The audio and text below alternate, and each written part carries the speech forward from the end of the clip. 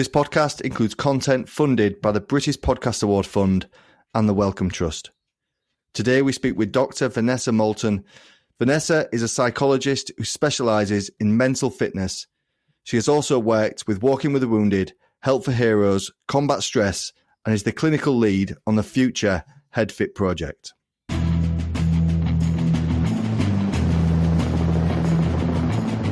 My name is Michael Coates. I'm a former firefighter and soldier. I run a veteran-owned business and I'm an ambassador for Lululemon. And it's in these episodes we bring together all of these communities to support society during the COVID-19 pandemic. We speak to experts, friends and community leaders to talk about best practice, mental fitness, growth and the facts. This is brought to you by the Declassified Network, and this is Declassified COVID-19.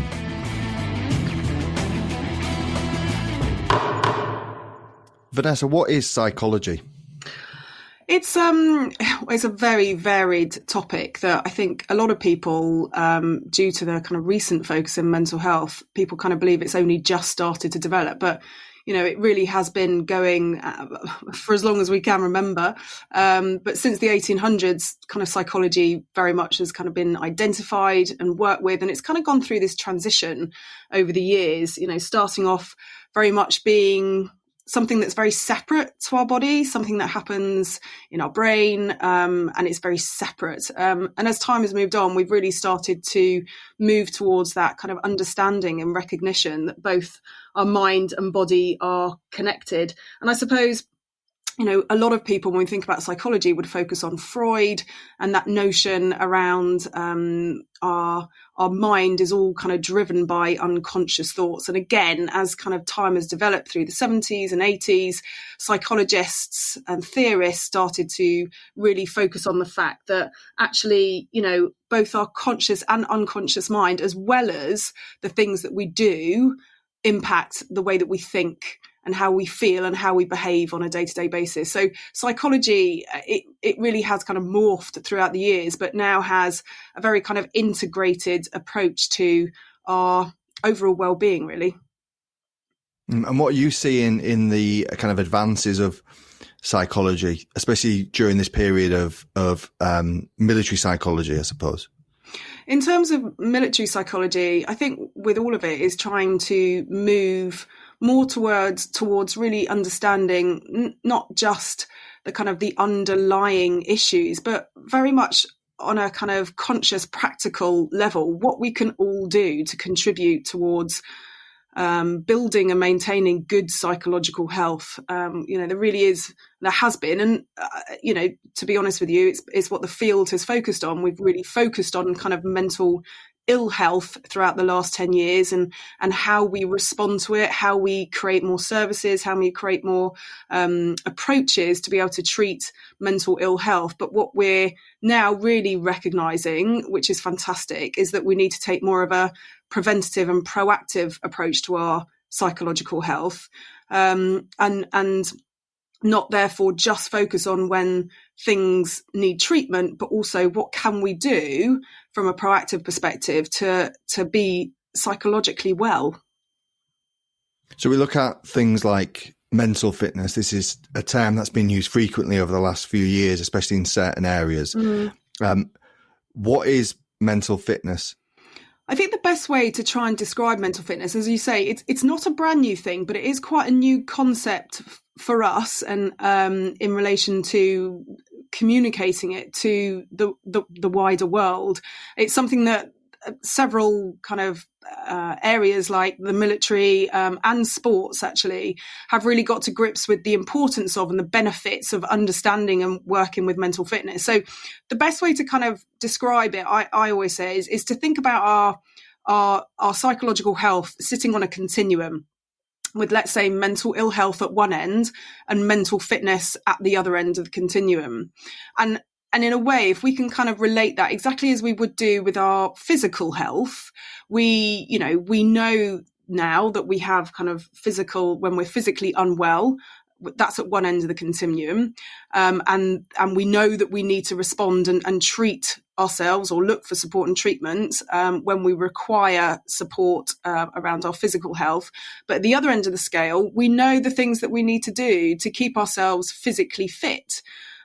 So, most of us, hopefully, we know to keep active and to eat well and to do all the things that we know that keep us physically fit. And it's this kind of new approach to our psychological health that we really need to help people understand that, it's not just about waiting until we are feeling mentally unwell to intercept and to either get support or treatment, but to actually do the things that we can do for ourselves, just as we would do with our physical fitness. What can we do to keep mentally fit? Because I tell you, the mental fitness is just as important as our physical fitness. And it's so, so important that we move towards an understanding around that. I was asked to do the voiceover work for the upcoming HEADFIT project. And in that, I think there's about 22 different elements involved with mental fitness and good mental fitness. We've kind of highlighted 10 today, or I have highlighted 10 today that I want to kind of delve into, and I think would be most beneficial during this period of in brackets lockdown. The first one I want to touch on is the 15-minute rule. What is it? The 15-minute rule is probably one of the most basic strategies and tools that we can use, but it's so effective. One of the hardest things with sometimes getting ourselves to do stuff is actually just starting it. Usually once we've started something, we've kind of built up the motivation to actually carry on doing it. When we kind of think about doing something, we think about, maybe it is a gym session, or it is about a big chunk of work that we need to do. It sometimes can just feel too much, or we just can't be bothered, or we're just not motivated. But actually, if we break it down into something that's more achievable, like 15 minutes, and also, this is the important bit, you give yourself permission to stop after 15 minutes. So you're not forcing yourself. It's not kind of like a trick that you're saying 15 minutes and then you have to carry on. It is right. Start this for 15 minutes, do it for 15 minutes. And at the end of 15 minutes, you can make a choice whether you want to stop or whether you want to continue. But what that does is it gives us enough motivation just to start something. And that usually is the biggest hurdle when we're feeling demotivated, which is I know something that a lot of people will be feeling right now in certain areas of their lives. And this can be something that is boring to you, or you might not like or enjoy doing, but it's like a task that needs to be done. But it can equally be something that will be beneficial, like physical exercise. Yeah, absolutely. And I think, and that's the point. We can all very kind of rationally recognise that something's going to be good for us, but it doesn't necessarily mean that we're going to be motivated to engage with it. So it's just a very simple way, as I said, of getting over that hurdle, that first kind of the starting hurdle, and get moving on it. Because generally speaking, once we have started something, there is a much greater chance that we will continue past the 15 minutes anyway. Something that doesn't need 15 minutes, but absolutely beneficial when you do it for that period of time, is the next thing that I want to talk about, and that is breathing technique. We've discussed with Dr. Walter Buzatil the power of breath and meditation in relation to the sympathetic and parasympathetic nervous system. But can you elaborate why good breathing technique and breathing well is important? Yeah.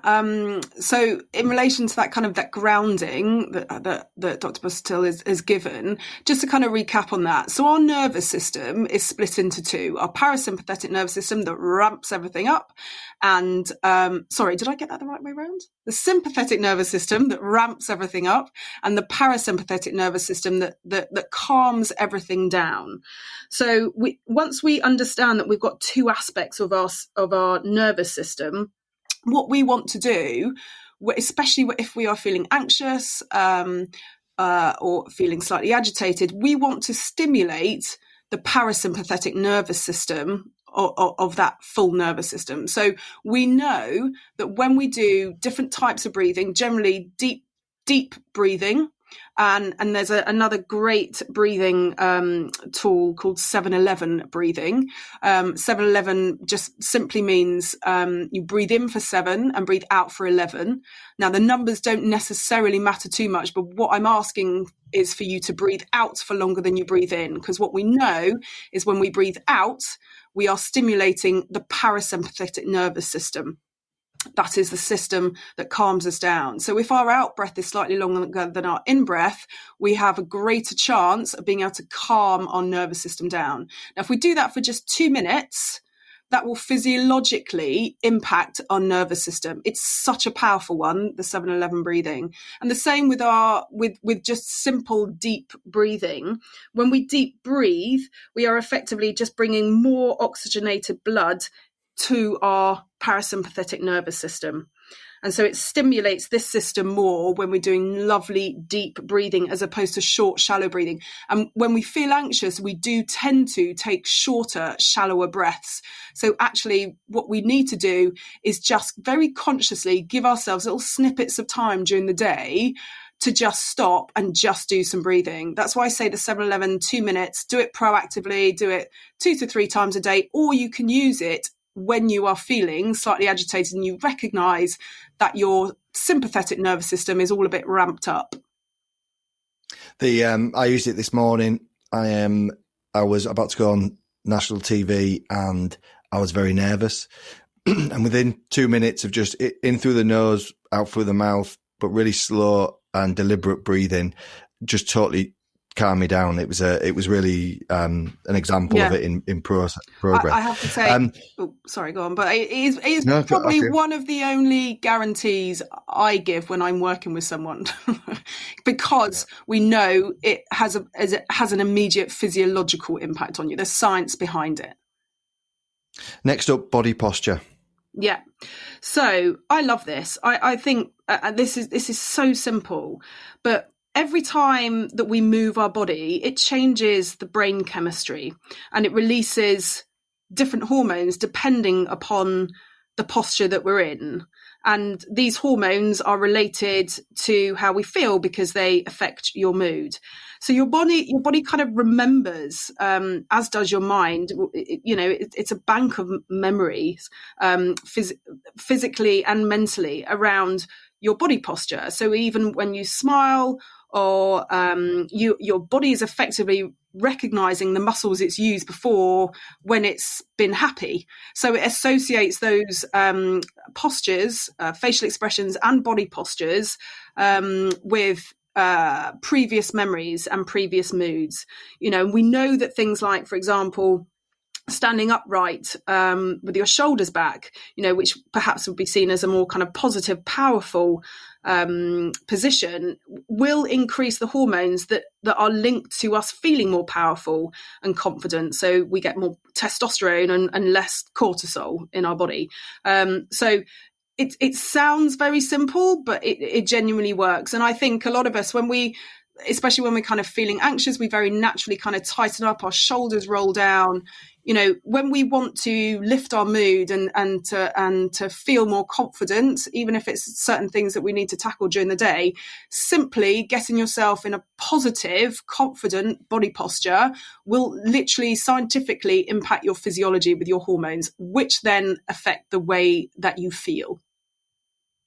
I as you're speaking, then it just reminds me of when I was in a rugby changing room, excuse me, and people start posturing up. Yeah. They genuinely start changing, and then you can see people's attitude start to change because they're going out to almost, into like kind of a warrior mode, and that's their body posturing. Yeah. Another thing that kind of links into that then is positive self-talk. Why should we, or how should we be using positive self-talk? The reason why we need to be using positive self-talk, which does link into one of the later strategies around kind of self-compassion, is our brain struggles to differentiate whether someone else is feeding us information or telling us something, or if we're telling us something.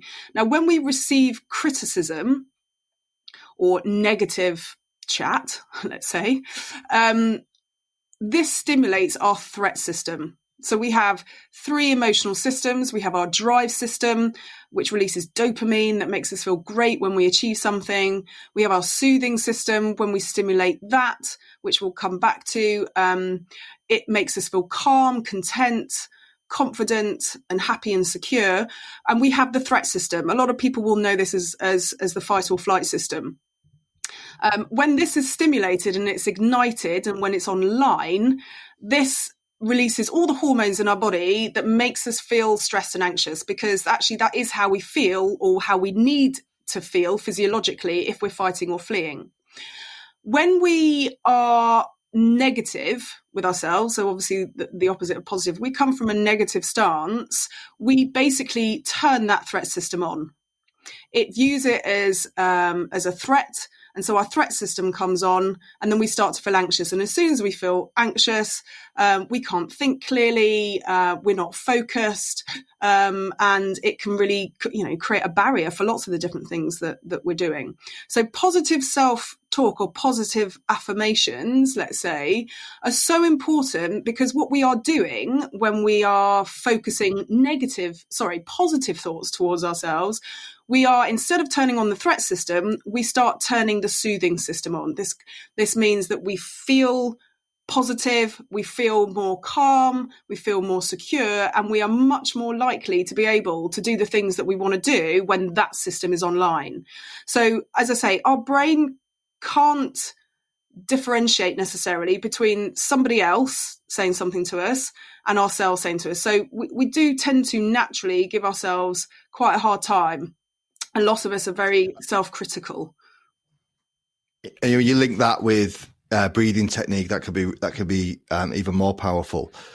The next thing we want to go on to is goal setting, and this is what fascinates me. This section, especially when you incorporate good positive habits, but goal setting and how we could use that. Yeah, goal setting it is something that potentially a lot of people tend to think is just for the workplace, when you've got your review and, one of my goals.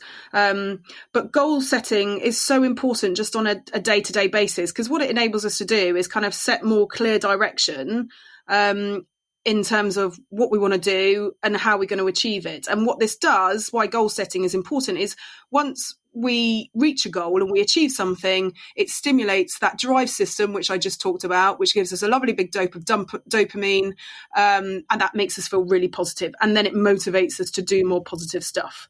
So what we tend to do, naturally, we tend to just we fall into just doing kind of more high level goals, like, I want to get fit, let's say.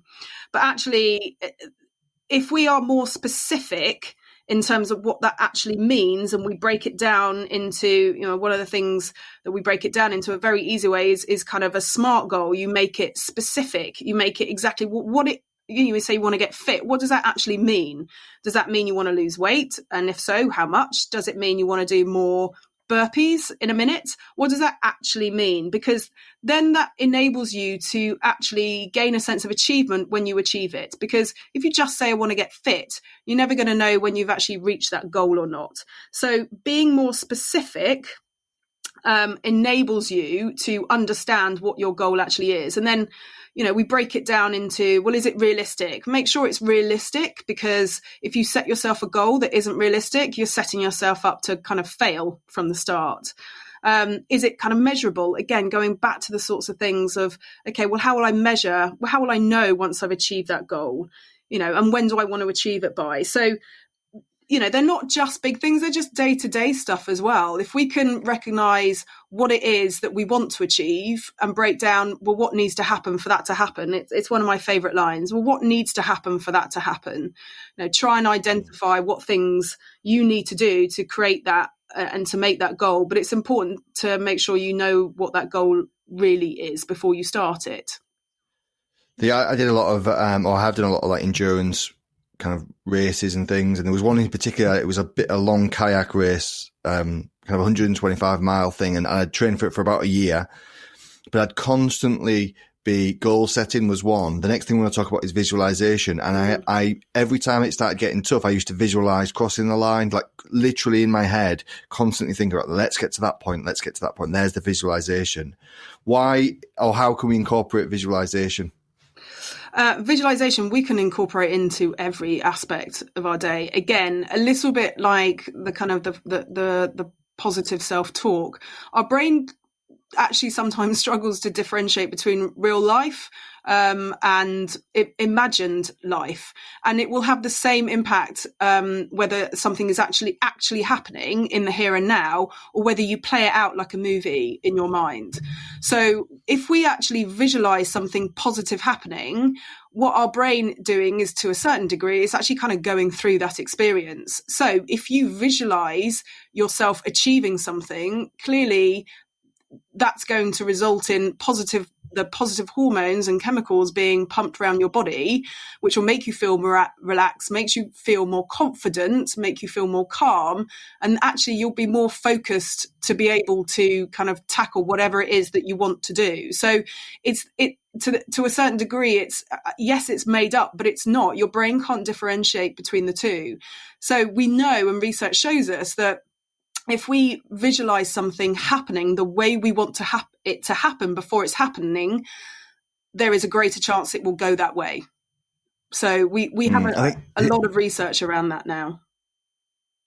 Historically, you look at like Buddhism and their teachings, there was a lot of that around kind of you are what you think about. And it is powerful. You speak about calmness then.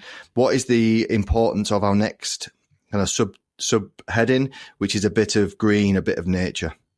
Oh, a bit of green, a bit of nature. It really can't be underestimated.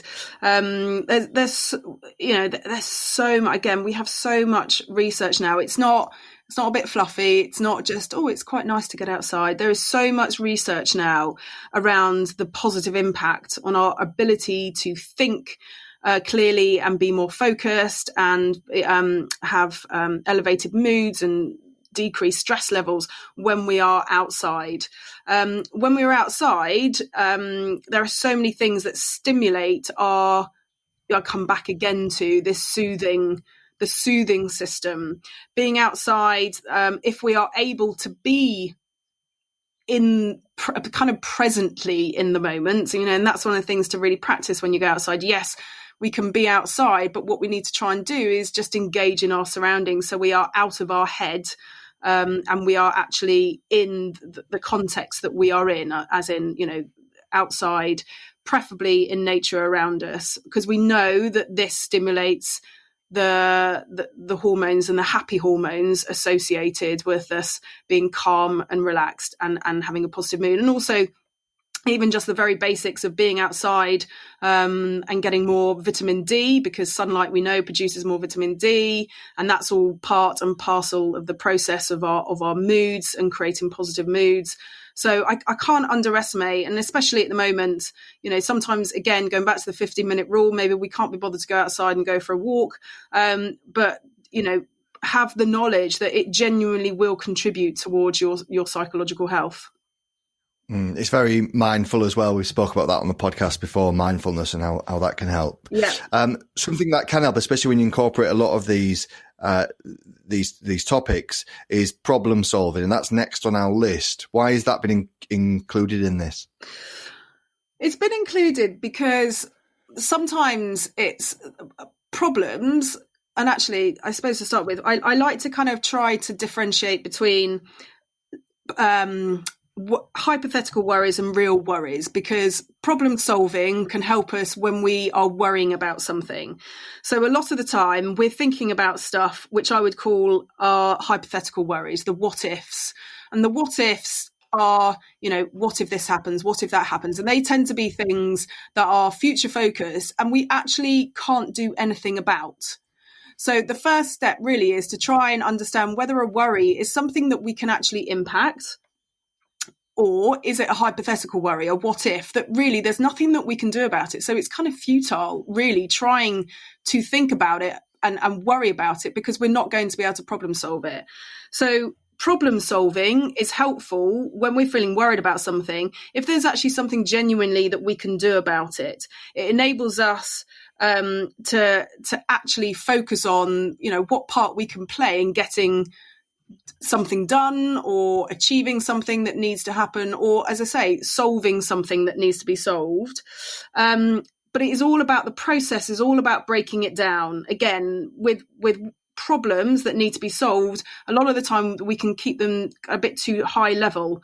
But if we can actually break it down into the things that, what is the problem, for example, actually, try and actually define what the problem is. And then the next part is, well, what can I actually do about it? What is my part in this? What effects do I want to have? How can I best achieve it? What are the resources around me that I can use? So it really is about, again, almost what needs to happen for this to happen.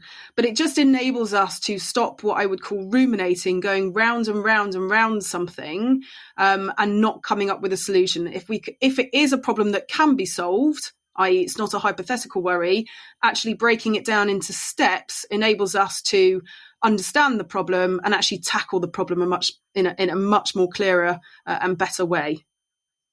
I think it's this podcast actually is part of that. I couldn't control the bigger problems that we're facing at the moment, but I could do certain things to bring people together, to bring this body of work together. And now we're on the line talking about this. Yeah, it's brilliant. It was something I could do. It was something I could do. And again, I couldn't do the bigger picture stuff, but which kind of brings us on to self-compassion, really. And I could go on and on about this, but I'll leave it to you. This was something that David Wiseman first talked about with me a couple of years ago, and having self-compassion. Why is it, again, so important? I think it's very much a thing of us Westerners. We seem to have this perception that if we constantly give ourselves a kick up the backside, it means that we'll achieve something or we'll get done what needs to get done. And we kind of have fallen into this kind of understanding of, beating ourselves up perhaps is the best way to get through things. What we know is that the only thing that does, self-criticism, as opposed to being self-compassionate and kind with ourselves, it throws fuel over that threat system, that fight or flight system. So again, if we come back to the point where we want those emotional systems to be nicely balanced, we want the soothing system to be on as much as possible to help counteract our threat system, our fight or flight system. One of the easiest ways to do this is to be self-compassionate and kind with ourselves, because we can start immediately. Now, one of the problems, or let's say one of the barriers with self-compassion, is that a lot of us might tend to see it as being weak, or we're letting ourselves get away with things, or that it would hinder our performance if we start being kind and compassionate with ourselves. But it is genuinely the complete opposite, because if you are able to calm your fight or flight system down and you ignite that soothing system through something like self-compassion, it helps us get through some of these speed bumps. It helps us be able to think more clearly. It helps us be able to calm that threat system down and to be able to tackle what it is that we're actually needing to tackle. Because I tell you, being self-critical, giving yourself a hard time, will literally have the opposite impact on you than you think it might do. Sometimes, yes, of course, it's motivating to be a bit firm with ourselves and to try and motivate ourselves. But if it turns into self-criticism, all your brain hears is you being criticized and your threat system comes online. We have a very big negative bias in our brain. We are pre-programmed and pre-wired to pick up the negatives. And all that does, as I say, is stimulate the threat system. So we have to work a bit harder and a lot more consciously to override the negative bias, because the negative bias shouts really loudly, because it's designed as part of our as I say, part of our threat system and to keep us safe. So we have to be more active and we have to be more conscious about how critical we're being with ourselves, and consider how would that feel if I was, let's say, saying that to a friend or a family member or even to a child, would it make them feel better? Or would it make them feel worse? Would it make them feel motivated? Or would it make them, feel really bad about themselves? And you have to think about it in that way, because again, your brain can't differentiate the difference between you telling yourself something and somebody else telling yourself something. If you look at self-compassion as well, especially at this time, you've got people at home, and let's say we spoke about it separately, but you look at parenting, you're trying to parent, you're trying to work, you're trying to deal with problems, you're trying to look after a household, actually giving yourself self-compassion during the day. And if you've got a big list of things to do, well, actually don't use self-compassion as a priority as well. Like if you need to do physical exercise in the morning because it makes you feel good, or if you need to go away and meditate, or if you need some breathing technique, or if you need to plan your day, then you should be doing that and not giving yourself a hard time. Yeah. The last thing, and it seems strange really to talk about a social network, but the last thing is strengthen our social network. I know, and it's we know in my field that your social support network is your biggest psychological protective factor. So the biggest thing to help protect your psychological health is having a good social support network. Now, we are pre-programmed, we are pre-wired to be with people, to be part of something, or part of a group. It enables us to be able to talk things through with people. It gives us more resources to lean on. It helps us with our emotional, even physical self, and our psychological self. So we know that it is so important to keep up whatever level of social support network that you can. Obviously these days, and in the time that we're in at the moment, everyone is being so creative in terms of what that looks like. We have so many different platforms available for us to be able to keep in contact with people. And again, I know what it's like. There's sometimes for some, there's limited amount of time in the day, but to be able to ensure that we keep that engagement in different ways. You see everybody doing fantastic choirs, you see lots of people doing quizzes online with their family, these sorts of things. It's simple stuff, but we know it is the biggest protective psychological factor out of everything. This also might be an opportunity for those that maybe feel isolated in kind of in brackets normal life to engage with a social community, whether that's on social media or whether that's a club that they may join later on, because there's a certain understanding of what people are going through at the moment. I agree. It's a shared experience at the moment, and people should and if they can, they should tap into that, because I think there's so many different opportunities to join things at the moment and to be part of something. Vanessa, thank you very much, and we will leave it there.